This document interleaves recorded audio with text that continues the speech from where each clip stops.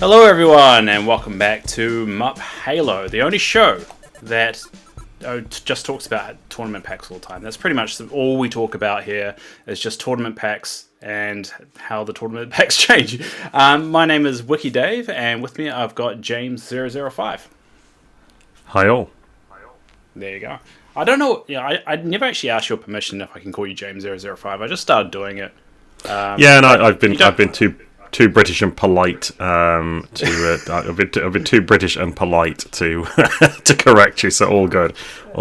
That's alright. I can stop, but there's no Dave Spartan number, so I can't have one. So I'm just jealous. That's pretty much. There's never been a Dave Spartan. Which I'm sure that'll change. Yeah, exactly. Absolutely. So hello everyone. So we are going to go through the Halo sort of news for the last couple of weeks. Unfortunately, it's a little bit slim pickings, but we will go for it. And we do have a little bit of a sound effect to kind of introduce the news segment, which I'm trying out. I don't know if it's actually going to stick or not, but we'll give it a go here. There we go. That's the news segment. So I'll throw it over James, and he can take it from there. That sound effect always amuses me every time I hear it. So that's fantastic. Yeah, that's great. Thank you. Maybe the only person. I may be the only person, but certainly it's working for me. Well, I found it for free on the internet, so I did a lot of work for it. If it works for AI, it works for you. So so. A little bit of news this week. So we've got a number of new dates announced for UKGE. That was the sort of the UK tournament circuit, the UKTC tournament circuit that helped hosted the Nottingham events have now picked up Halo for 3 more events that are already scheduled this year, which is fantastic. So there's now a 1-dayer in Sheffield in April, which will be the first one using points. There's a 2-day in Bristol in June, which will be the first 2-day event for Halo, and then a UK Nationals event at the London UKTC in September, which is a fantastic event. I've attended it for other systems, and so it'd be great to do that there. And presumably by that point, we'll be playing with Wave 3 and the Banished, so super excited for that one. Yeah, it's interesting with the you said the points with April. So that is pretty much the earliest tournament confirmation we've had, with it being Wave 2. Yeah, I think we talked last time. Ronnie hinted, I think, on a previous video that it was sort of late March, early April for Wave 2, or for the points in Wave 2. So they're running one at the end of March. We'll talk about in a minute, which doesn't have points. So there's sort of a 2-week gap between those events, which means we're sort of that gives us a rough indication of where Mantic thinks that landing zones go. Yeah, it's going to be interesting. We're going to be in this weird kind of the meta's slowly changing, but everyone's at different phases of when it changes. So it's going to be interesting. Yeah, I think there's very little time between those two events. So I mean, it does suggest we're talking very very late March, early April for the those points to drop, which will be exciting and, like you say, probably a significant change to the meta when they do. Yeah, it's going to be interesting going forward of how they approach it as well, because I mean, this is the first time we're having essentially expansion pack in the Wave 2. Are we going to experience these kind of changes quite significantly every wave, and they have to set up a certain kind of rules or establish, which wave it actually is up to with these tournaments because they obviously announce the tournaments quite ahead of time. It'll be interesting to see whether we get into this kind of phase of kind of establishing what rule sets are actually going to go with every tournament if things change quite significantly. So I'm interested in how they approach it. And speaking of new rule sets, we actually got a new release for a new UK pack and the US Nationals pack as well. So we'll go through the UK pack first, because the first point is I think something you hit on when you went to the tournament there, James, is no recon. So I think you were anti-recon, weren't you? Very much so. So you'll have heard me. I'm not. I'm not going to make everybody listen to the things you've already listened to. If you want to hear my views on the previous pack, there are previous episodes on that, and I don't want us to kind of spend too much time going over that. But yeah, recon has no place in the game. I mean, this pack is a significant upgrade, and is the one they'll be using for the last tournament without points. at the end of March. So this is no recon. They fixed the challenges we called out with the oddball map, which is great. They've also turned the weapons face up again. They were face down in that pack. I don't really understand that too much. I don't think that makes too much of a difference, but it might be a little bit relevant when we get to a topic later. And then they've standardised it so all of the games play to 18 victory points, which is still added into your tournament point score for determining the overall winner. That sort of stabilises the number of points between matches, which is quite handy. And they've upped the number of tournament points you get from winning, losing, and drawing, so that the achievement points are a smaller proportion. This should get rid of the really weird results we saw at Nottingham, which is really good. I still worry a little bit about low scoring wins. I think the low scoring win challenge is still there, because winning a flag 1-0 is still worse for you than drawing a flag game 2-2, and almost it's very marginal whether winning whether sort of losing but scoring 2 flags is only very marginally worse now than winning by 1 with only scoring 1 flag. So there's still some things I think we're going to see surface from that, but this is a really great step in the right direction and very iterative from Mantic. So really up for that, and really sort of positive set of changes for that event. Were you surprised with the recon removal? Because I know it was something that we thought was going to stick, because it is in the rulebook as what part of the whole package, I'm sort of I don't know. I mean, part of me is I don't know why it's in the rulebook. I don't know. I think whether recon sticks. Ultimately, recon as currently written has no place in the game for the reasons we've outlined. It randomly and arbitrarily hands someone who's already getting a significant advantage more advantages, some of which can be quite significant to game winning, and there's no way to influence the recon roll, so it has no current place in the game. It's possible that if the point system gives you a way to influence the recon roll, then it becomes more of a thing and it could come back in, or they might just decide they want to put it back in again. For my money, as it's currently constituted, there's no place for it in the game, but never say never, right? There are ways, we talked about ways that it could be improved. There are ways, potentially, if it's influenceable in list building later on, that it might want to come back in, but for the moment, I think it's just not it's sort of vestigially and not particularly useful to anybody, I would say. Interesting. Yeah, it's an interesting development of as well, and I'm like you. It's curious to see whether the Wave 2 influences recon enough to become a key part of the game again, or this is just this, that they've realized this doesn't work and we want to keep it out. So we just have to keep an eye on it and see how these tournament packs evolve, really, because we're going to get more information. And I guess moving on to that, I think we're looking at the US Nationals pack. I think that's more of what we kind of saw at the tournament you're at. I think that's more that I don't think we see too many changes there.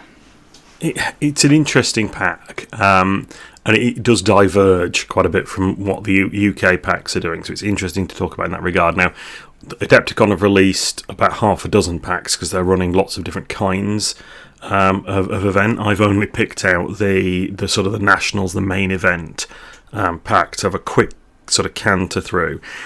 So it's got this very American thing of more guns, more guns. So the guns are face down again in this pack, but you start with 4 on the board rather than 1, which is certainly a choice. And we'll certainly have a certain effect on the meta. I'm not done a lot of thinking about it because I'm not going to Adepticon to sort of think what effect that would have. But that's certainly a sort of a very guns first approach from the Americans there. They've also specified the item drop points rather than randomising them. I don't hate this. I think this is an interesting innovation. It removes another element of kind of heavy randomisation that you get at the start of the game. I think there are possibly more elegant ways to solve that, but that's certainly an interesting change. They've got the old versions of Flag and Oddball. Certainly the old version of Oddball is fundamentally broken, so I don't know quite whether that will get updated. They are playing with Recon, which again is a choice. We've already talked about that, and then weirdly they're doing winner is the most tournament points, but they are not adding in game victory points to that. So it's win, loss, draw points, an achievement points up to 10 achievement points per game, and 10 tournament points for a win. I explained that very poorly. Up to 10 tournament points for winning, and then up to 10 for achievement points in each round, and the highest total of those numbers across all of their games wins the event. Now, given we saw some very odd results when achievement points made up 38% of the score at Nottingham, to say they're now going to be 50% at the US Nationals, I'm curious. I like they're doubling down on it. They're like making it even more influential. I think it's going to be a very interesting experiment. I'm glad I'm not one of the monkeys experiencing, if I'm honest. Like, this pack has a number of things going on in it, and I'm going to be very interested to see the feedback that comes back off that event. Obviously, America, different culture. They want to do things their way, cracking. I wouldn't, if this was our nationals, I would be more concerned about attending it. I'm quite glad I get to witness this one from afar. So, do you know who helped set the rules on this one, and why the variation is quite significant? Because I have heard nothing about the justification of this. Because this is, I think, happening. What date is the national one? I think Adepticon. I think it is. It's Adepticon. Yeah, so that's going to be in March. So it's quite far away to set the rules, so that they do definitely have a window to change them. It's just a question of whether they did set on these rules or not. Yeah, and I don't know who's making those decisions. I know over here Cleric is doing our organised play documents, and that's cool. I can't imagine he decided to write an entirely different set of rules for the Americans. That feels very unlikely. Yeah, so this is obviously something that's being done locally. I'll be very interested to see how. Like I say, this might work, and it might well work for their audience. I mean, it was very interesting to see that divergence. They've sort of controlled out some of the randomness by giving you more weapons, by putting the item drop points in a specific place, but then sort of kept the recon, put the weapons face down, which. Yeah, just keep it. We just have to keep an eye on it to see if they do change it based off things going forward, because they could alter it. It could be just a case they had to put something in quite far in advance to get it published and so forth, and they will put maybe some changes heading close to the event, because I think Nottingham, did they make some last minute changes? I'm fairly certain they did. Yeah, the Nottingham pack changed at least once during its life cycle before the event. One for the better, right? I'm all up for Mantic iterating. I just think this is a very interesting start point for an event, which has some pitfalls that I can see, and sort of doesn't take some of the learns we've already experienced into account. But like I say, the Americans want to see it, feel it. Want to have a different experience. This will certainly give them a bit of a different experience to what we've seen in the UK, and I'll be interested to hear the sort of feedback come back off that. I'm curious as well.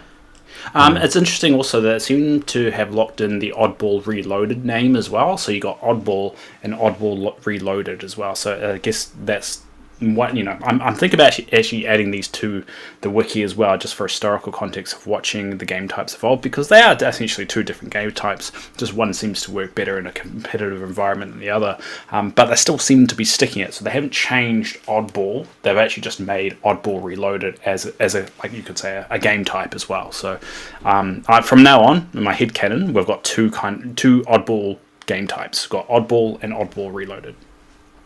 I think that's right. Now, that's exactly how I would view it. And both are playable. I think your central challenge with Oddball is it just swings very, very heavily on getting to go first. And I played Oddball Reloaded on the new map from this pack on Friday, the day the pack came out, and it was that is a much more interesting game to play to me, but players should choose to have fun how they want to have fun, but I'd encourage people to try Oddball Reloaded over Oddball. I just looking for a balanced experience.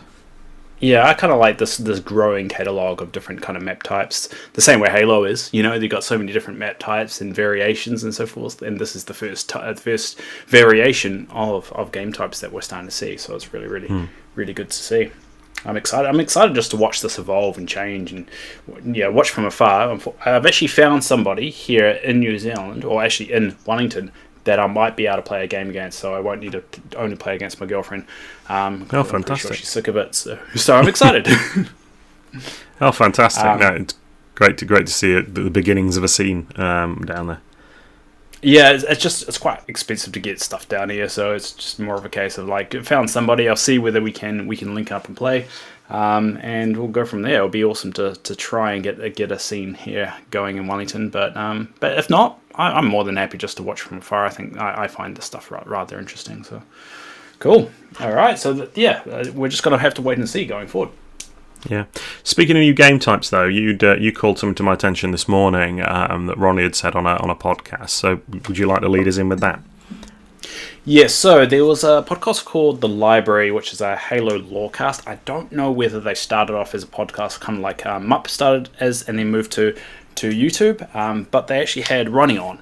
And Ronnie being Ronnie, he's he's got, his energy is very infectious, and he was just talking about about Halo, specifically about the game and its development. And he did mention what Wave 3 may contain, which is actually, he referred to them as missions, the first mission. So he said the training is over, and now the missions are actually about to begin. And he mentioned introducing scenarios where there's no respawning as well, which does fit in line with, I guess, with the Banish. You're fighting the Banish, you don't respawn, or you do respawn if you die a lot on Legendary, but there is no respawning. So this is going to be the first time, possibly with Wave 3, we're going to start seeing those game types come in, and how they're going to do it.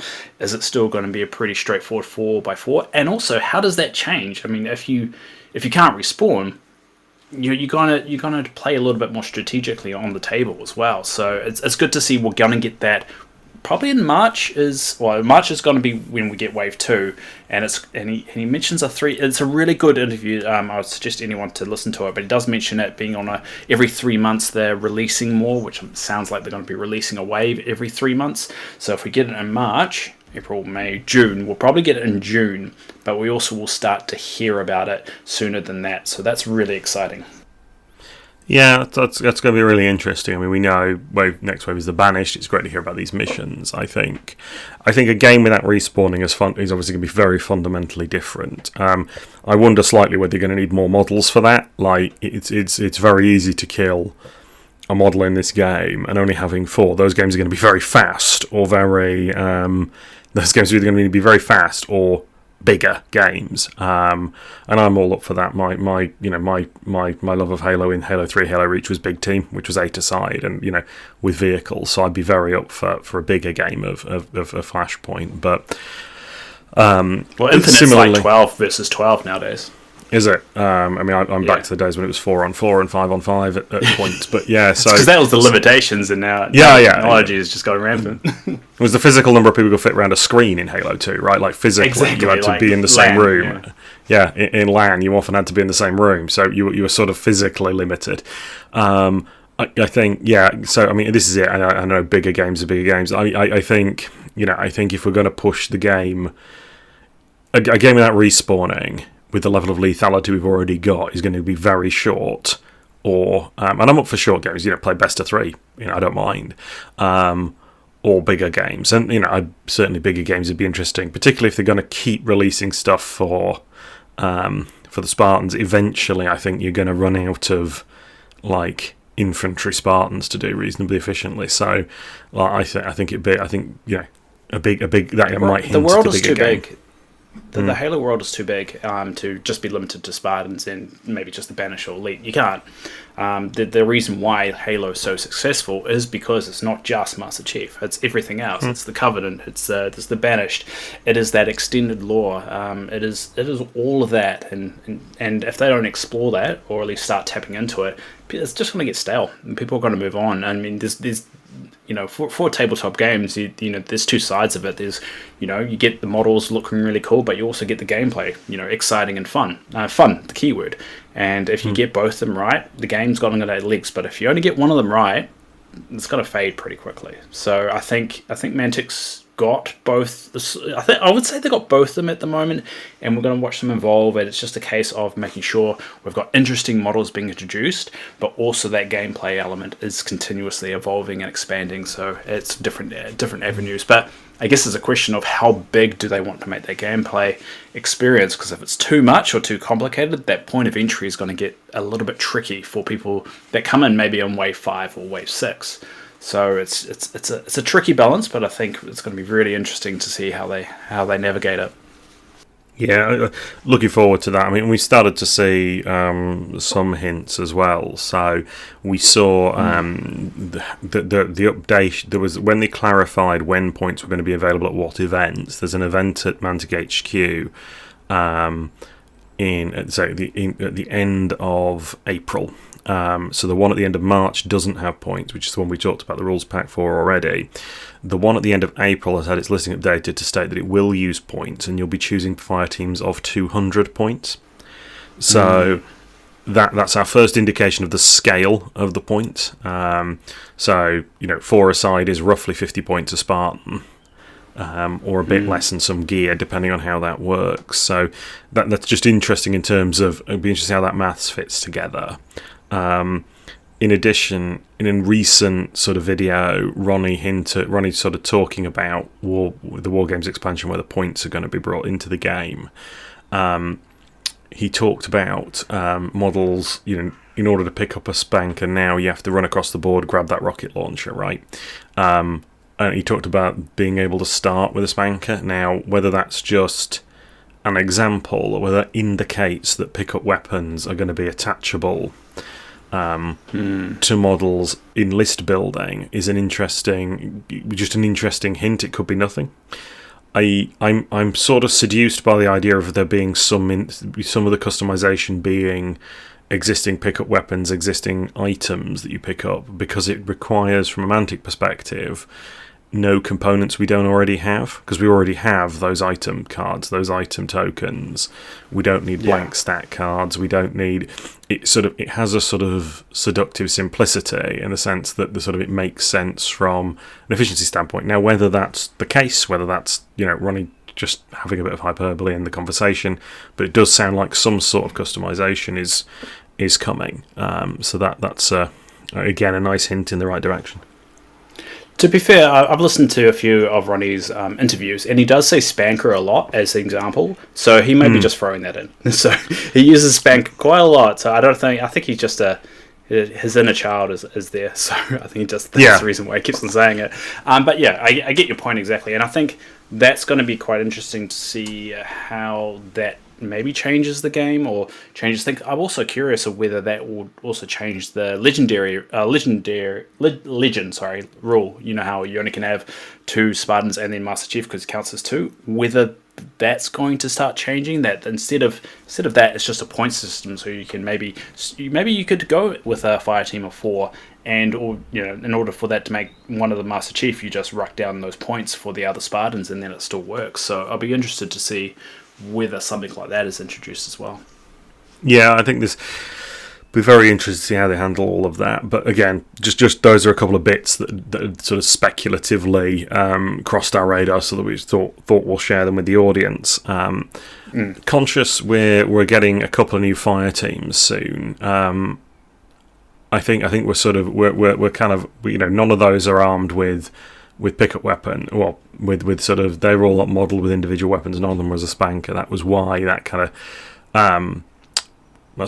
of tripped that idea in my mind. But it'd be interesting to see. But those weapons anyway. are pretty heavy duty weapons. Like one of them is the target locate or the target locator or tracker. What's the word I'm looking for? I know what you mean. The target designator or whatever it is. Yeah. Yeah, and that fires like a rocket from space, and I'm pretty sure that would count as a pretty heavy weapon online with the spanker. So and a lot of those other weapons as well. I think one of them is like the Covenant version of kind of like a rocket launcher as well, and they got the fuel rod cannon. That's another one as well. No, actually, no, that's not Fiora. Concussion rifle. That's the one I'm thinking Yes. of. So the weapons the new Fireteam have, they are kind of heavy weapons in the game, and I think they're gonna fit in line with it. And so I don't know if the Fireteam is going to be intended to be a Fireteam in itself, or it's supposed to be actually chopped and changed with other members. So I'm very curious to how they approach it. Yeah, I sometimes wonder if that one guy with the spike rifle is there to sort of drag the average points cost down so that it's a playable Maybe. Fireteam. What we don't know is where the current Fireteams would rank in terms of like. My suspicion is that some of the current Fireteams we'll be playing with today aren't worth 200 points in order to fit any customization or these new models in. But that'll be an interesting thing to discover as we go. As we're starting to talk about Fireteams, Dave, do you want to take us into our lore segment? Yeah, but we have to end the segment. So I'm going to end the segment with something that is I've got a feeling it's a little bit too dramatic for a podcast, but I'm going to try it anyway.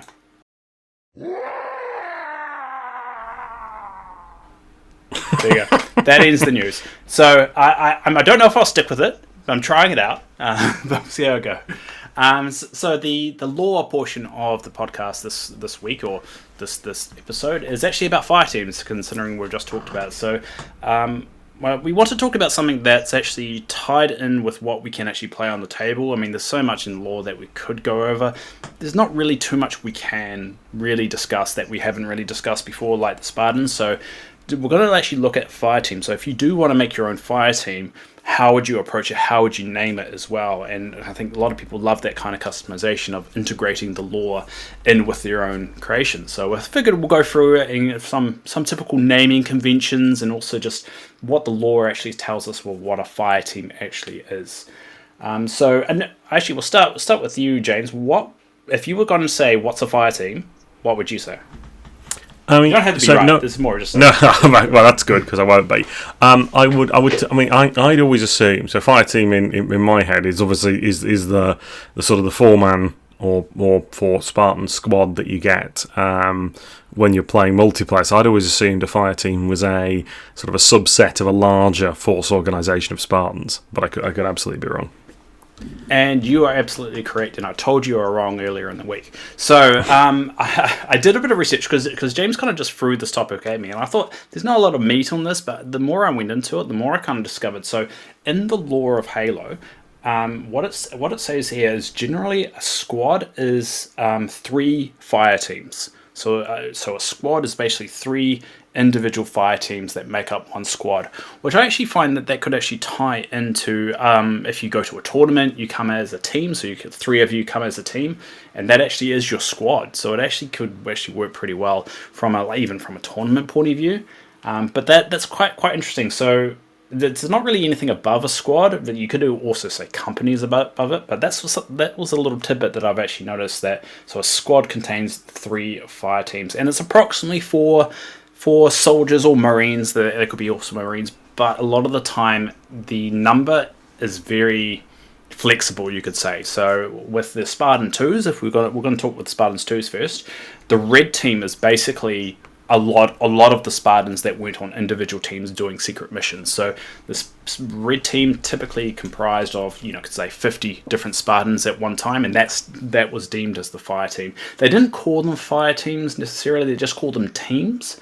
So and with the Spartan 2s, they kind of stuck with colours. So you had the red team, you had the grey team, you had the black team, gold team, grey team, green team, and obviously the best team ever. James, do you know what that is?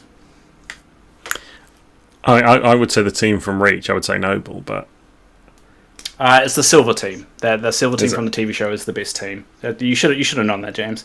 But the most the most known one is blue team. That's the one with Master Chief. That was in Halo 5. That's with Linda, Kelly, and Fred. And Fred's my favourite, so I always have to mention it. there's some really good lore that's built into these teams. I think Black Team is one of my favorites. I've actually got the comic book right in front of me, Bloodline. It was one of the first Halo comics I actually got, and it's a really beautiful comic, and I do suggest people reading it. And basically they look like they're wearing the Master Chief, Halo 1 armor, and all four of them, and it's a really cool story, and I do recommend doing it. And it's actually, I base all my Spartans that I've actually painted off the Spartan 2 team makeup. So I think I've got Jerome as part of Red Team. I've actually started doing a White Team, which is actually Samuel 034 who dies. It's basically Master Chief's best friend. And I've got Gold Team, and I've actually got all the cards here, all divided between Blue Team, Green Team, Gold Team, and what was the other one? Red Team as well. So if you do want to kind of build your Spartans around the Spartan 2s, you want to name them after a color. So a color, and it'll be something team, so white team, grey team, something like that. And that seems to be the trend for the Spartan 2s, which I'm hoping we do see more Spartan 2 models in the future. But I mean, who knows? Who knows what we'll see? I'm just happy that we got Master Chief and some other Spartans. So. And that's the Spartan 2. So there was a little bit of evolution when it comes to, because the Fireteams weren't called Fireteams in Halo 1. The Fireteams was kind of relatively new during the 343 era. So during the Spartan 2s, which is Halo Reach, kind of when they're releasing. So the Spartan 3, you had the Alpha, Beta, and Gamma companies. So the Alpha companies, they didn't really have a theme of what they would call their teams. They would just call it Team something. The only actually known team of Alpha Company was Team Wolfpack. So there's not really any indication of what you would call them. But with Beta Team, they actually named them after the phonetic alphabet. When you're on the phone where you're going X for X-ray. So they had Team X-ray, Team Foxtrot, Team Romeo. And so you would assume they had about 24 different teams for the Spartan 3s for the Beta Company. Going to the next one, which is Gamma Company, they actually named all their fire teams after swords. So they actually had Team Saber, it's Team Katana. Team Katana. I can't say Katana. Katana. There we go. Katana. And then Team Gladys, which is the Latin word for sword. So I found that I didn't actually know that they actually had a theme with the Spartan 3s of naming them specifically after certain ones. And so after that, we go into the Spartan 4s. Now that's when things kind of go a bit crazy, and they kind of name them after pretty much anything. So you got this is when the fire team kind of gets shoved in. So you could say between the Spartan 3s and the 4s, that's when they added that fire team. And Marines were already called it. So I suspect because they already called Marines fire teams, they already had called ODSD fire teams, and a lot of them were becoming Spartan 4s. It kind of made sense to call the Spartan 4s fire teams. So you had Fireteam Majestic, Fireteam Castle, Fireteam Avalanche, Fireteam Crimson, and obviously from Halo 5, which is Fireteam Osiris. So pretty much if you want to call your fire team with the models that you do have, you kind of don't have any limitations in terms of the lore. You can kind of call it whatever you want, except for probably the colors and what's been used before. You probably wouldn't be able to call it Fireteam Grey. So I'm glad that's probably restricted for the Spartan 2s, and you probably wouldn't be able to use the similar wording that they had for the Spartan 3s for the Beta Company with the phonetic alphabet, or even the swords for the Gamma Company. So you can kind of go a bit crazy, but it doesn't look like they reuse the Fireteam names going back there. So yeah, does all that make sense there, James, so far? Yeah, no, that makes a lot of sense. It's good to hear. Good to put some context into the sort of the stuff we're doing, because a lot of people will be painting fire teams, looking for names, looking for colour schemes. I think that's hopefully a useful piece of lore for everybody. Yeah, and there's a lot of good on the Halo Wiki. They had to have a breakdown who belongs to each of the fire teams. They also got their own emblems. Now, this is where I want to get into it, which are a little bit speculative tinfoil hat side of things. So when I was looking into this, I actually found that the fire teams that we have at the moment, so Fireteam Hydra and Fireteam Cerberus, how do you say that? Cerberus. Cerberus, that's it. So that's with Wave 2. They actually were added into the game over 2 years ago. Well, not over 2 years ago, actually just about 2 years ago. So on March the 7th, 2023, it was added in the Season 3 Echoes Within. This is for Halo Infinite. there were 4 emblems added to the game at that time, and they were the only emblems added to the game at that time, and that was Fireteam Hydra, Fireteam Cerberus, whatever, and there were 2 more, which is quite interesting, and they were added exactly the same time. They look like, it was just a big pot. And the game, Halo Flashpoint, was in development during this time. It was actually only 3 months into its development based off previous interviews, because I actually looked it up.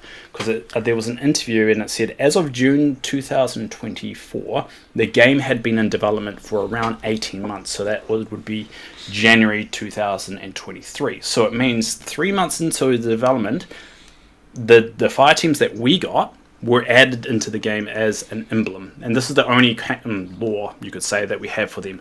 So the other 2 that were added that we might see in the future, because there's good evidence that we will, is Fireteam Ferret, yes, a ferret, and Fireteam Phoenix, and they do have their own logos as well. I've added the Fireteam Hydra and Cerberus logos to the wiki as well if you want to check them out yourselves, but the Fireteam Ferret and Fireteam Phoenix is now quite interesting, because we are getting Wave 3.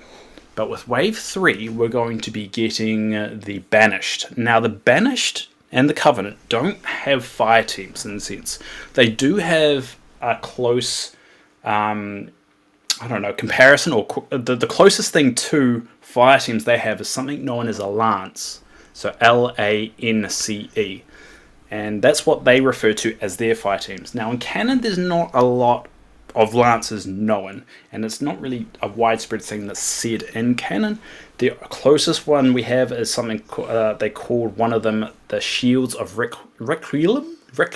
Well, I can't say Requiem from Halo 4, whatever. And yeah, that's the closest thing to it. So it'll be interesting with Wave 3 of whether they call them Fireteams, or do they stick with canon and call them Lance? There is another name that they in canon that they call lower ranking fire lances, you could say. They call them Files, File. So, but they're more lesser units. They're kind of like a blue elite with a whole bunch of grunts, something like that. So a lower scale for it. But the fire teams that we'll be looking at, they'll be introduced, will probably be Lancers, and they have been carried over to the Covenant remnants that have, which would include the Banished. So it would be interesting to see, because I mean this will be the real telling, because canon is it has to be held pretty tightly, because people will poke up the flaws of it, and it does take some of the diehards out if you start playing too much with canon in the wrong way. So I guess it's a question of, if they start calling the Banished ones fire teams, is that going to be something that it will bother people or not bother people? I think they're still going to call them fire teams as a reference to, like, you only can have one fire team, but whether they promote them as Lancers or whether they promote them as fire team is going to be quite interesting, because Fireteam Ferret does kind of fit with the Banished kind of furry kind of theme, but it also is not technically canon. So I don't know. What do you think there, James? I mean, I think given the amount of looking up you had to do to find the information about Lancers, I suspect it's not going to be a deal breaker for many players what they do. Whether they it stick wasn't with hard, because you just go to the Fireteam page on the Halo Wiki, and it's right there. So I didn't do a lot. I just clicked. But you did more than most gamers are willing to do in service of accurate lore, I think. So I think from a vibes perspective, I think most people will be approaching this more from a vibes perspective. I think so long as it feels right, it'll be fine. I think if we're moving in Wave 3 towards things like larger game types potentially to cope with not respawning, then, which again is sort of wild speculation. I can see them, maybe Fireteam is just what you sell a box of models called, and then the rest of it becomes a little bit more arbitrary. But we shall see. I'm agnostic as to whether you call it a Fireteam or a Lance. Yeah, you're not too much into lore, so you probably won't care too much. But I do, because I'm a nerd. But I mean, the one thing that was quite interesting is the squad thing. Going back to that, because what we could just see over time is that they moved to not having fire teams but having squads. So when you go into a tournament, you can actually pick 3 different fire teams that you can alternate depending on who you're playing against as well. So that kind of adds a new element that you can change, because I think if you get too diverse, there's always going to be a counter to you that you can never get past. But having that variation of like, part of the challenge of the skill is to make sure that you set up 3 teams that you can use appropriately in a situation depending who you're facing against as well. So it'd be interesting to see if we have anything like that. I don't suspect so, but I'm just kind of throwing it out of things what they could do that could still fit within how everything works. But I think I'm just super interested to see what they do when it comes to talking about the Banished and talking about other races where the fire team is something to stick with, or do they kind of just drop that a little bit and kind of just say, hey, this is just a squad or a team? So but yeah, that's just for everybody out there. If you do want to make your own, that's kind of a bit of a guide, you could say, of how to make it and still have it make sense. But at the end of the day, it's your fun. You can do whatever you want, so just remember that. Yeah, I think and that's not said enough. That's not said enough. Like, just as long as you're having fun with it, go nuts, I think would be my my advice. All right, so I guess we'll move on to our final segment, actually, about weapons. So, James, go ahead. Yeah, so I wanted to talk through. We wanted to move away. I'm conscious we talk a lot about kind of tournament packs and this and that and the other. We haven't talked much about sort of into the game itself. So as a bit of a light segment on that, what I wanted to do is I think we will do some tactics conversation later on. I'm holding a lot of that until we've got better sense of what squad building looks like. But one of the things I wanted to talk about with the focus, there's a lot of variations on how pickup weapons are being done in the tournament packs, and then one of the things I think probably don't get discussed enough is sort of the pickup weapons themselves that you can kind of grab as you go around the map. So I thought we'd do a sort of the classic thing that podcasts do when there isn't a lot of content, and do a tier list of the pickup weapons, but really as a vehicle to talk through them and kind of just kind of talk through them, why some of them are good, why some of them are less good, and potentially how to use them. Now, having called it a tier list, I'm not going to do that because I think tier list definitions people get overly into and frankly quite annoying. So I think what we're going to do is just do a kind of high level kind of view of the weapon, and then I'll probably give it a kind of a rough rating out of 5. I don't want, I think you can get over scientific in there. I think what the idea really is to talk through the weapons, why is it maybe underrated, overrated, what is it good for, and then kind of go from there. So that was the jumping off point for the conversation, and hopefully this will be of use both in games now and in the event any of these weapons are customizable onto models with points, which again we don't know. It'll give you an idea of where do things kind of line up. And just before we start this, all this information I've catalogued on the manticgameswiki.com. If you go there and go to the Halo section, I've got a nice little list of all the weapons that are currently in the game, including Wave 2 that are coming along. Obviously, it won't have any of the stats because we don't know yet, but it has all the breakdown, all the keywords attached to it as well. So if anytime you want to look it up or kind of follow along, you can simply go to that and look it up. I'm actually making custom card Photoshop of all the ones that don't have cards as well, so if you do want to print them off. So I think what have I done so far? I think I've done the Bulldog. I think that's one of them I've done. I've done the Bulldog card, which is basically just just a remake of the actual card. So if anyone's interested, it's there while we go through all this. Oh, good to know. Cool. So I've actually bought new covers for my little cards. I actually bought them on the weekend. So I've got them all laid out here in front of me. I'm actually just laying them read down because I've got ADHD, so I play with things a lot. So I pick them all up and put them down again. So you might as well start because you've got a lot more experience in playing than I do. I'm just more of I think these are alright. So it'll be good to kind of like you say your piece and I'll see what input I can have here. Yeah, no problem. We're going to break these into 3 sections. There are 10 pickup weapons currently. Again, we're going to break them into 3 sections. We're going to talk about guns, then rockets, then melee weapons, because they make sense to talk about together. So I'm going to kind of group a few as we go through. So we're going to start off talking about. We'll go through them in alphabetical order within the section. So we'll start with the battle rifle. Now, I think this combined with the next one on the list, the Covenant Carbine, are probably two of the most underrated pickup weapons. Probably because they were sort of starting weapons in the game. People don't consider them to be, they sort of go, well, that's just a battle rifle, right? They were lying around all over the map in Halo 3 and Reach. I think these are really interesting weapons. So the battle rifle hits harder than a DMR, right? The DMR is probably the hardest hitting Spartan weapon available, for certainly at time of recording. This has all of the tricks that the DMR has. It has AP1 instead of Lethal 1. AP1 is better than Lethal 1, strictly speaking.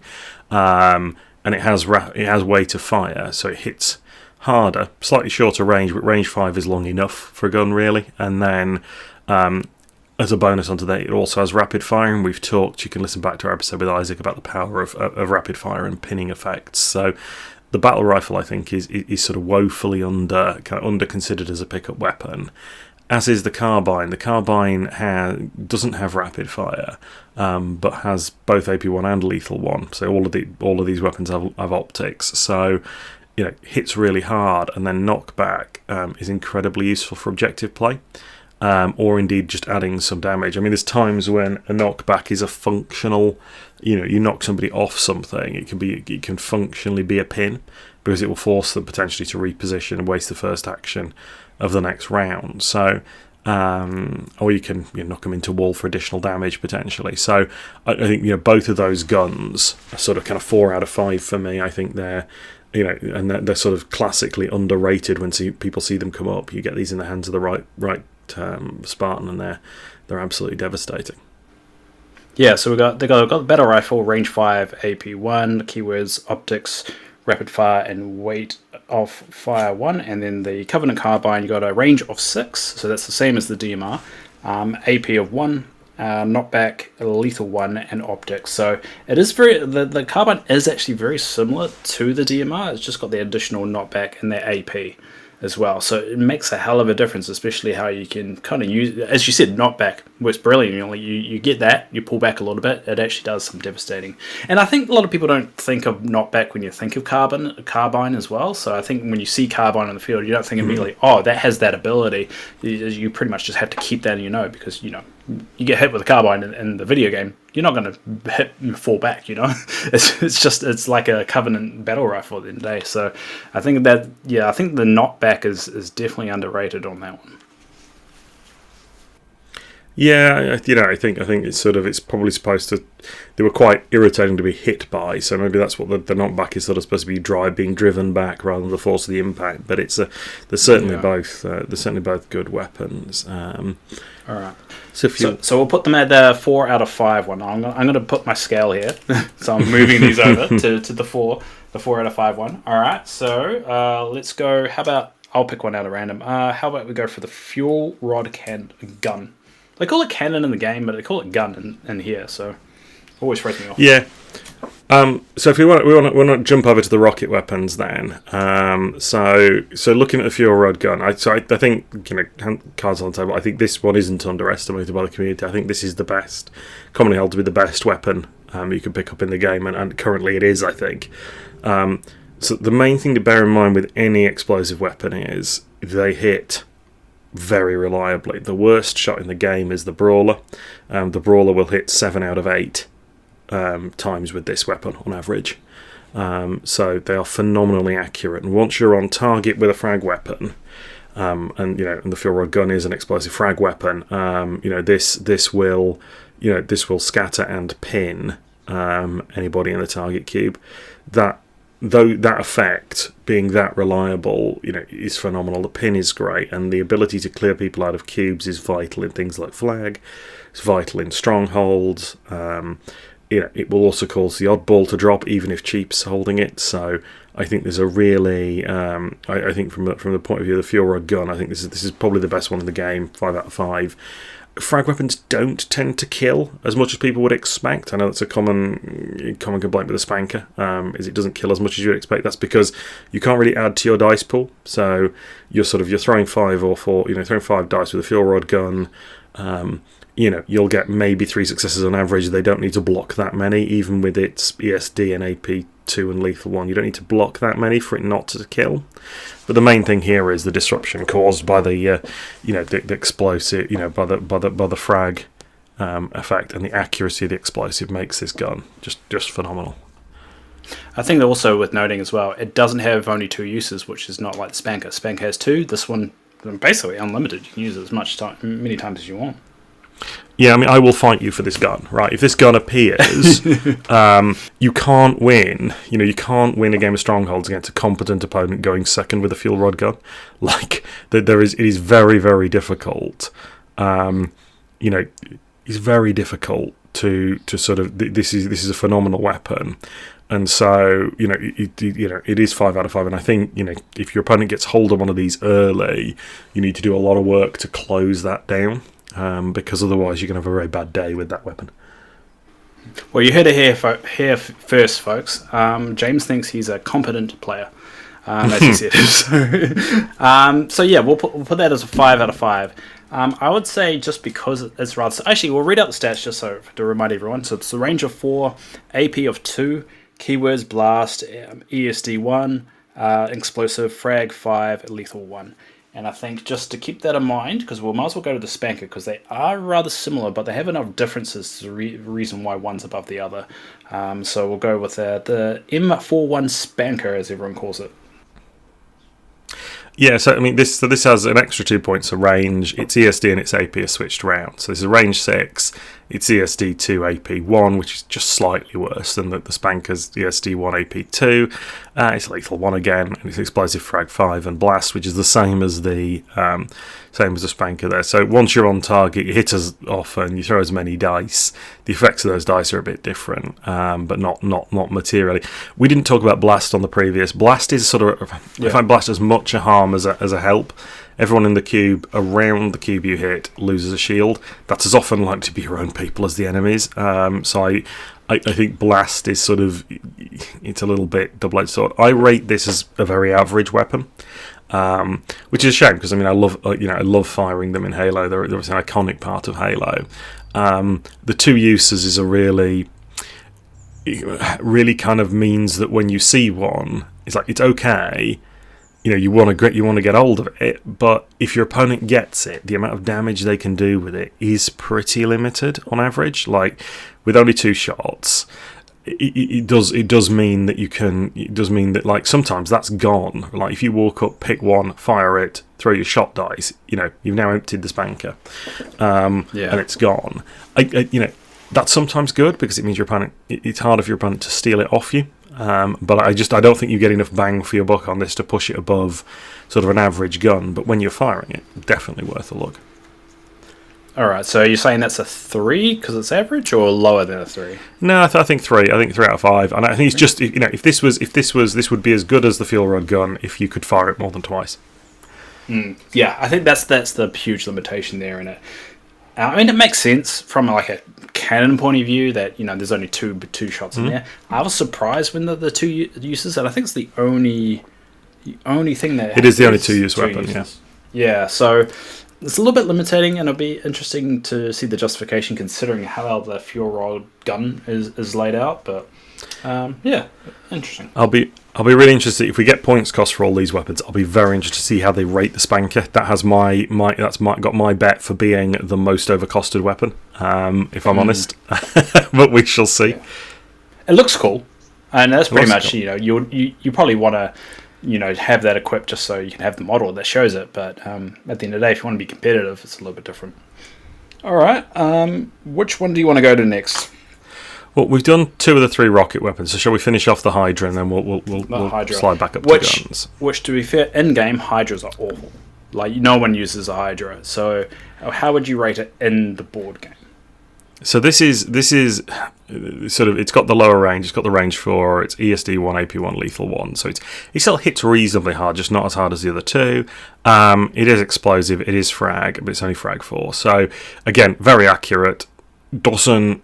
Like getting enough successes to kill a Spartan. This isn't hugely powerful in terms of its number of successes that it needs.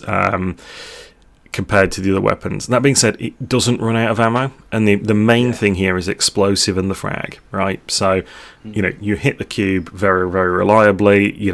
Everybody in there is scattered and pinned very, very reliably. So for that, I think that's really, really strong. Its killing power is a bit lower than the other weapons, but I would still rate this 4 out of 5. I think this is slap bang in the middle of the other two, and certainly worth getting hold of for the the damage and not for the damage, from the disruption that it causes and the splash damage, which is often enough to kill, but it's not as reliable, I think, as people would expect. I just call it a slightly worse version of the fuel rod gun. It basically is without blast. It just doesn't have blast on it. And I think if you're only picking up the Hydra because you don't have access to the fuel rod gun. That's pretty much the way I see it. Because if you got the selection between the two, you go for that one. But if you got the selection between that and the Spanker, I would go for the Hydra. So that's the way I see it anyway. I think it's right in the middle, that one. But I think definitely well worth running to grab, particularly in things like strongholds. Yeah, a lot of this is just luck of the draw, really. That's the difficult thing with these items. All right, so how about we go for, we'll go for the rifles now. So let's go for the shock rifle first. The shock rifle. So this has the dubious. So it's nice long range 6, same as a DMR. It's got its ESD2, AP1, and optics. So it hits reasonably hard. And it has the nice thing of suppression. So if you do hit, everybody in the target cube is pinned. The core problem with the shock rifle is it's a long weapon. So you have to use your entire you have to use both your actions for the turn, or the model's entire turn in order to fire the thing, or you can use a shot dice. The downside, the real downside of this is, if you move into a cube to pick it up, congratulations, you now can't shoot it. Right? It's also a gun that wants to be fired, much like the DMR, wants to be fired from a good position if it's going to be doing damage. And if you're not hitting with this, you're not doing anything. It's a lot of eggs in one basket. You shoot this, you miss. That's an orders dice or an entire Spartan's activation that has done nothing. And getting in to get it, pick it up, get it into a good spot to shoot it, to guarantee hits, or almost guarantee hits, it's requiring a lot of you. There'll be times you scoop it up in just the right spot, it'll pin 2 enemies in a cube, kill one of them, jobs are good. And I do think, though, a lot of the time this is probably the worst one in the deck by quite a margin, because of the setup required to get the value out of it. So I'd rate this 1 out of 5. I think I wouldn't worry too much about seeing this pop down somewhere I'm not going to be able to get to it. Yeah, I'm not a fan. I mean, when I was playing the game, or the limited times I have played the game, I picked up the shot rifle, all excited, and then I went to use it, and then that long screwed me up, and I was like, oh god damn it, and it was more of a burden to even use it. So it definitely is not something I look for on the battlefield, but. I can understand. I mean, the EST even being 2, it's just not enough. It's not enough to actually make a solid impact. So I do leave it if I have the choice. But I mean, everyone's different. But I just can't do it. It's not my thing. Cool. So let's go with another weapon that's typically underpowered in the games. So let's see if on the board it's different. The focus rifle. So the focus rifle, I think, is very similar. It trades suppression for continuous fire. People don't like continuous fire, probably because it's always on a long gun. Continuous fire is not a bad rule. It gives you 2 dice of rerolls on your attack, but there is a very good chance you'll also take a wound whenever you shoot it. Again, this is long, so it requires your whole activation, so it has all of the problems I think the shock rifle had. What it does have, because of continuous fire, with those rerolls, it is more accurate. And so it is more likely to get kills than a shock rifle, even with it AP1 having lethal one, which is slightly worse than the AP1 of the shock rifle. It's not a horrible gun, but I certainly don't think it's very good. I mean, I think it's about a 2 out of 5. I think, again, you got all that problem of picking it up, getting it in position. If you get one, you get in a good position with it, and then you kind of got the capability to shoot the thing. I think this is, I think it then becomes fine. So situationally, all right, but yeah, 2 out of 5 for me. 2 out of 5. All right. So we're down to the 3 more. So we might as well finish the rifles, which this one surprised me. It's actually not long as well. So the S7 sniper rifle. Yeah, if it was long, you couldn't sort of snap fire it, which is kind of iconic, isn't it? That kind of iconic headshot from no scope, which is presumably why it's got sniper scope. So for people who don't know sniper scope, if you take the shot as a long action, you get effectively optics with +2 dice, so you get an extra 2 dice to the shot, plus your 7s and your 8s explode. If you don't get any of those bonuses. So this is the only range 7 weapon, so it can shoot anywhere on the board it can see. It's ESD 1, AP 1, lethal 1. When shot with scope, this is probably the hardest hitting gun in the game. Once you bring the sniper scope, advantages kind of into the maths. Otherwise, it's perfectly decent anyway. But sort of, I rate this higher than the other 2 rifles because it's not long. It's sniper scope. You can fire it without the scope, which means people like you got a dead eye. A dead eye can shoot this fast transition, shoot the DMR. That's totally fine. You can also obviously you can use the shot dice to make the shot with this, and with the extra dice and the exploding on 7s and 8s, which in fairness all of the rifles do in this, but with the extra dice and the full sort of spectrum ESD, AP and lethal, I think this probably puts it ahead, certainly the focus on the shock rifle. I don't think it's as good as a battle rifle or a carbine in most circumstances because you don't have the flexibility of fire. This will take people's heads off fairly reliably if you can get to a position to long shoot it, and it doesn't have any of the kind of the drawback of continuous fire. It has bonus 2 dice, which is strong. I like it with reservations. So for me, it's got some of the problems of the other weapons, but not quite as badly. I'd probably mark this a 3 out of 5. I think this is he's certainly fine to pick up, and you're going to have the odd game where it does just take names, but I wouldn't go sprinting across the map and fight my opponent for it unless the situation's very specific. I had that at a 4 as well, so that wouldn't surprise me. I thought you were going to put it a little bit higher, but it makes complete sense what you're saying there. I think the limitations.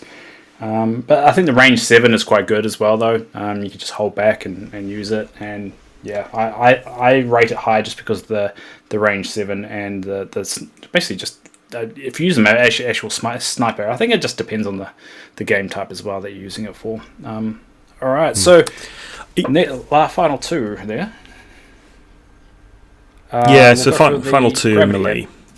Yeah, we'll go for the gravity hammer. So I like the gravity hammer. So I thing to bear in mind is the gravity hammer in melee, right, is ESD 1, AP 1, lethal 1, which is probably a little bit or around about the same as a combat knife, right? So you should just be conscious that the combat knife is ESD 1, AP 2, right? Which means in a lot of circumstances the combat knife hits as hard as this, if not a little bit harder, just on those raw stats. Now the hammer does have smash 1 and knockback, which is really powerful. So the smash 1 for the extra dice, oftentimes you get kind of into that weird slap fight in a cube because you don't have enough dice to kind of break through their defenses. Obviously smash 1 helps a lot with that. If you kind of after your charge, or the turn in which you initiate combat, you can kind of use that quite effectively. Knockback is alright, is pretty good as well. So knockback, if you connect with knockback, they're thrown out of the cube. You can put them in any direction, which means you can put them into a wall if you don't want them to leave and want some extra damage. You can put them over the edge of a cliff. You can put them off an objective. All of that makes this a really solid weapon for me. It has the range 1 lunge, which just has lethal 1 and knockback. Again, useful, maybe not all that useful, but certainly interesting. It also allows it to be snap fired. I did, recently had a situation where an elite tried to initiate combat with one of my Spartans who was holding a gravity hammer. I snap fired, I hit him with the hammer and knocked him back, so he could not then initiate melee. There's other cute. Think about that.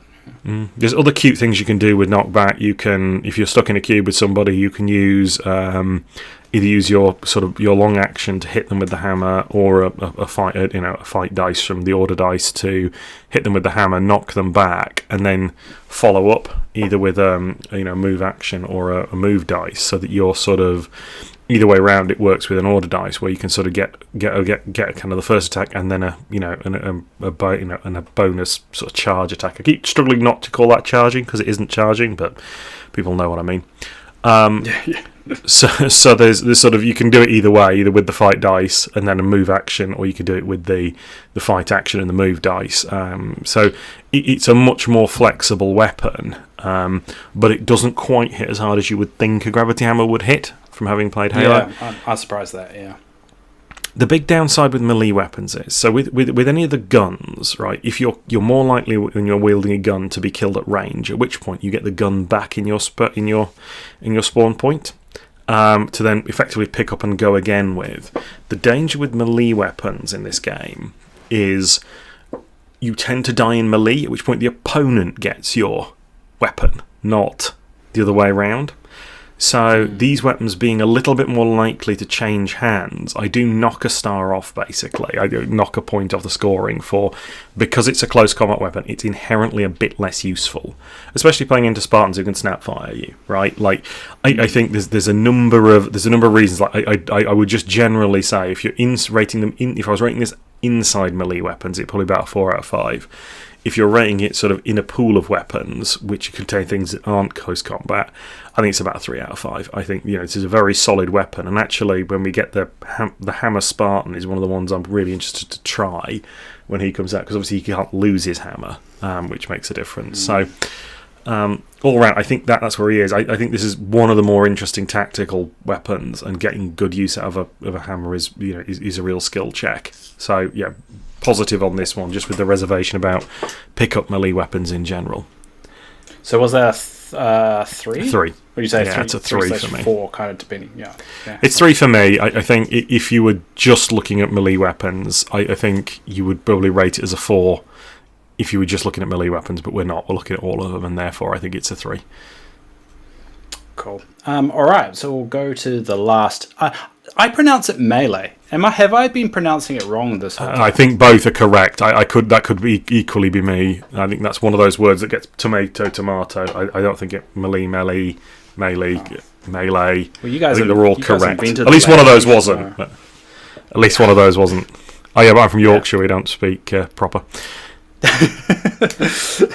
Don't get started on that. Anyway, so we'll do the last one, which is the energy sword, which is everyone's favorite cosmetically. It looks amazing, but it's a question of, is it actually amazing in the game?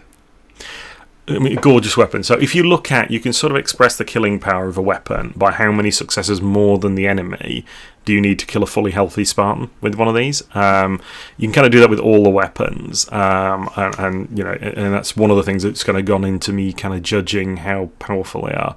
So the energy sword in melee, melee. I'm going to go now. That's all right. Sorry, I didn't mean to play. No. So in close combat, the energy sword, requires 3 more successes than its opponent to fully kill a Spartan. Now, when you think about that, for a fully healthy Spartan, a DMR is about 7, right? So you're sort of, a lot of the weapons on this list that we've gone through is a 4s and 5s. So that is a very killy weapon. The challenge with the energy sword, it's less impressive lunging, but still perfectly decent. The challenge I have with the energy sword is, if you miss, you are now stuck in combat, and it is quite. There are no bonus dice. You're rolling 3 dice. They're rolling 3 dice. A lot of the time, if you whiff that initial strike, and that assumes you don't get pinned by a snap fire. If you whiff that initial strike, which isn't that hard, right? Like, you go and throw 5 dice, they'll throw 3 dice. Particularly if they're an elite, they might be saving on 4s. It doesn't. It will miss a surprising amount of times when you go in, and that makes it very dicey once you're trying to hit somebody with 3 dice potentially. So then you're into, can I get some bonus dice? Do I need to kind of step out of melee and try and step back in so that I can get the bonus dice to attack? and again then get snap fired. It's a very risky. It's a high risk, high reward weapon. With my reservation that I've already already outlined about kind of close combat weapons as pickup weapons already. So I probably controversially rate this about 2 out of 5. I think it's perfectly fine, and I wouldn't leave it lying about necessarily. But into a well-established opponent, or some, in a lot of situations, it's not as good as people think it is, and it's just got very high risk, very high reward. Like in a game that's already very random, I don't tend to go for that sort of play. Do you think that's the problem with Chief? The reason why Chief struggles on the table? Chief struggles on the table because he's trying to be 2 models and trying to do double the amount of work. I think it's a very definite. There's a very definite decision in Chief to not give him a gun, right? Which it's less about the fact that it's a sword versus a hammer, and more about the fact he doesn't have a gun, and he's trying to do 2 people's worth of work. Which even with his special rules is an ask, because he can't physically be in 2 places at once. So I don't think that's the issue. And the sword elite is probably the best elite, but a big part of that is he's sort of the way evade works with the sword, and the way, because evade lets you, if you're shot from one cube away and they don't kill you, you can assault them. The way and the plasma grenades that all of the elites have mean that they've got a really nice package of stuff that they can do, and the sword is very good, but it's kind of supported by all of this other stuff.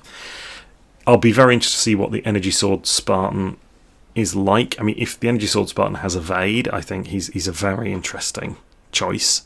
On the basis he doesn't have evade, I think it'll be very interesting to see what backup gear he's got that like I say, it's not that it doesn't kill, and it's not that it doesn't do anything.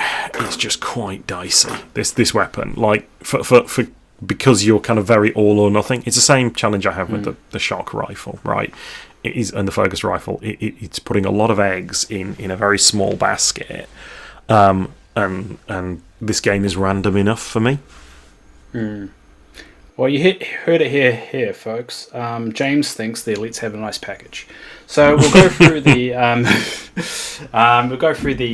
final decision. So you said the fuel rod gun is a 5.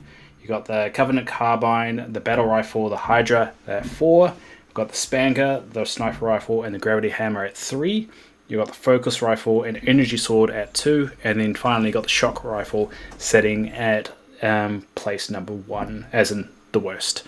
And we'll take a snapshot of that. I'll take a snapshot with my phone, and we can revisit this because who knows? In the future things may change. They may change how certain weapons work, but also the additional weapons and how the combination. You could put a shock rifle with a Spartan layout that actually makes that now a 5 weapon. So we'll take a snapshot, and we'll look at this at a later date and see whether things will change. Yeah, I think it'd be interesting. It's going to be interesting as we see it. I mean, points can change any of these things, right? So ultimately, this is comparing one to the other in a vacuum as you pick them up. In the event that we're attaching these to models with points, it might be that the Spanker is undercosted because it's only got 2 shots, and actually you might keep that. That might then therefore make it more prevalent. Similarly, the Hydra isn't significantly worse than the fuel rod gun. In the event you're paying for them, you might take the view that the Hydra is cheap enough to use. There's lots of sort of variable with this once you bring points in. But I thought kind of in a vacuum, looking at the value of the various pickup weapons and how worried you should be about grabbing them if they turn up on the board in front of you. Hopefully that's useful to people, and hopefully the thought process is useful to people, even if they violently agree with the absolute scores I've given. And hey, if you do, please shout out in the comments, tell me why I'm wrong on Discord. We'd love to hear your views on the relative values of these weapons. I think that'd be great. Yeah, it's all subjective as well, and I learned a lot. But also, I mean, it is situational as well. I mean, it depends on the game type you're playing. So, blast being more significant, probably in a catch the flag scenario, or strongholds. It just comes down to what you need at the time as well. But it's always good to. I think the key to this game is understanding the rules rather than just winging it. If you understand exactly what a weapon does, you're more likely to make a correct decision. And a lot of the time, you just forget one little aspect that's critical to your gameplay right now that you need. So learning all the weapons is half the battle right there, and then the utilization is the second bit. Because I often forget keywords of that belongs to weapons until I look at it and go, oh, it has got that one on it. Damn it, because I have goldfish memory. So. But yeah, I guess any final words on that James there? No, hopefully that was useful to people. Do write in with suggestions. I think somebody did ask on Discord, ask us a question, sort of which Spartan weapon would we think would be the most or least heavily costed when the points come out. We could maybe do that quickly. Right. So I think in terms of now, I slightly disagree with separating weapon and Spartan in this approach, but certainly as a body, the most expensive Spartan should be the Mark 7. I have a concern it might be the DM, it might be the Deadeye, but we shall see. Bearing in mind they set the points values probably 6 months ago when they, before the game was released, when this would have all been finalised for printing. So it should be the Mark 7. It might be the Deadeye. The worst Spartan frame is absolutely the Zvezda.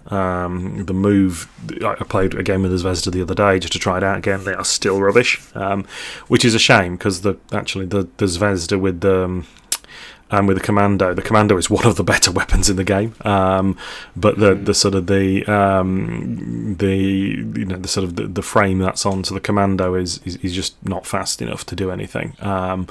So sorry, the Zvezda is not fast enough to do anything. So I think they'd be the worst weapon-wise. I mean, technically probably the energy daggers on the elites, but in terms of pickup weapons, I think it's absolutely the shock rifle. And then I think the best weapon in the game is undoubtedly, on balance, the fuel rod gun.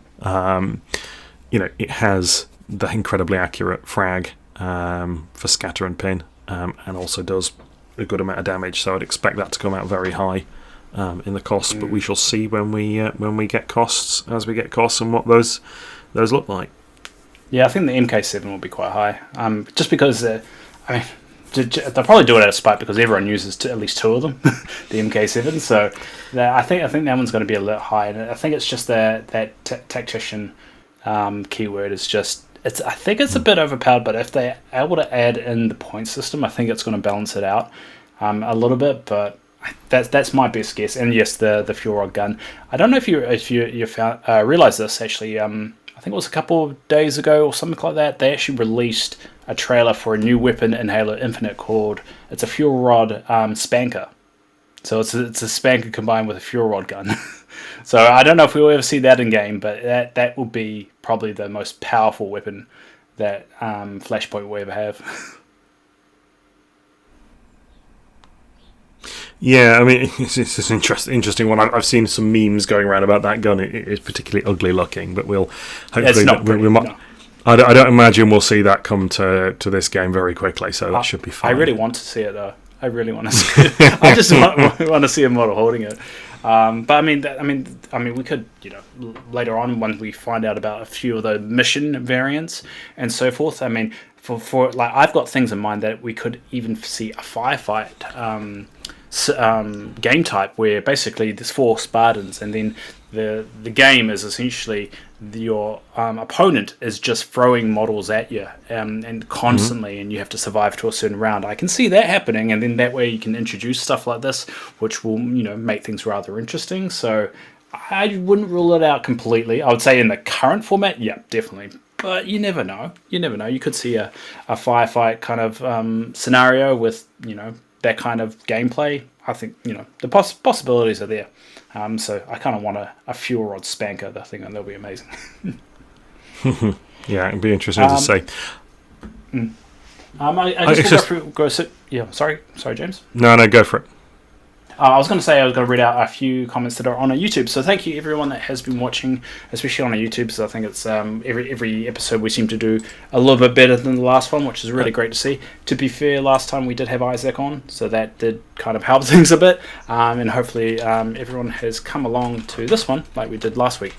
So I'll shout out to Paul Butler. He actually said he held Isaac to a draw on round 4 of the day 2 of the Nottingham event. He went 4-1-0, so 4 wins, 1 draw, and 0 losses, and came in 4th.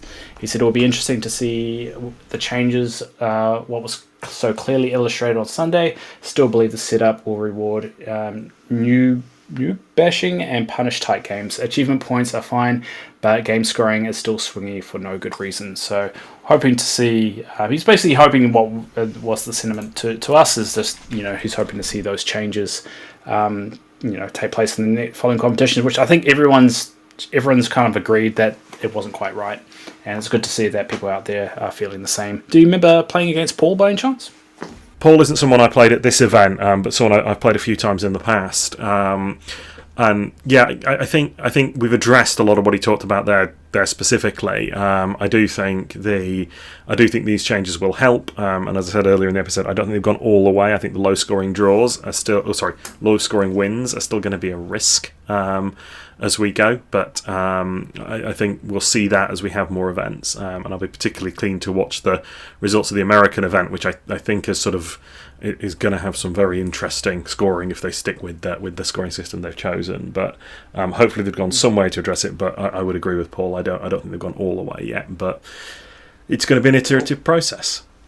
Yeah, it's going to be awesome. So if you've got any comments for us, just post it down below on any of the videos that we have. I see it pop up. We don't get a lot of them across the channel, so if you throw it out there, we'll definitely see it, and we'll bring it up in the next episode. We'll try and make it a bit of a more of conscious effort to throw these in at the end, so we can actually have really good discussions there. So if you're interested, make sure you join us on the Discord, like us on Facebook, subscribe to the YouTube channel. We've also got a Patreon up there if you want to chuck us a buck and help with some of the recording costs that we've got going on, and hopefully we can do a few more fancy things in the future, maybe get proper sound effects. We'll see. And thanks Fred out there for doing the edit to our podcast. He doesn't get enough love. He threw a lot at him over the past couple of weeks with all these new shows, so hopefully he hears this and he gives us a big thumbs up. So yeah, thank you all for listening, and James, I'll give you the final word there. Time for me to butcher the outro. No, so thanks to everyone that's participated. Thanks for Fred for making me sound less incoherent in the edit, given I record these decaffeinated first thing in the morning. And look, thank you all for listening, and we'll speak to you all soon. Have a great day.